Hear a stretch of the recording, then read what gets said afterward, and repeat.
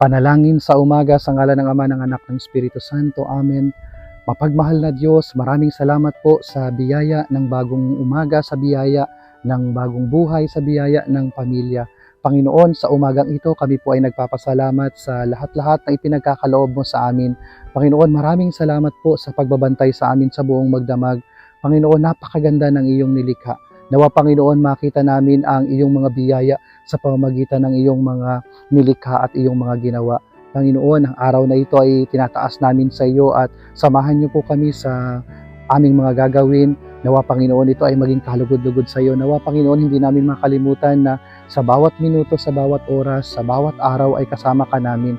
At Panginoon, sa mga taong nahihirapan, sa mga taong naghihikahos, sa mga taong may pinagdadaanan, nawa ay makita nila na hindi mo sila pinababayaan at sila iyong ginagabayan sa kanilang buhay. Nawa, Panginoon, buksan mo ang mga mata, buksan mo ang mga puso ng bawat isa upang magkaroon ng pagpapatawad, magkaroon ng pagmamahal, magkaroon ng pagkakaisa sa bawat isa. Ganon din naman, Panginoon, isinusuko namin sa iyo ang aming mga buhay. Kayo po ang masunod at hindi po ang aming mga kagustuhan.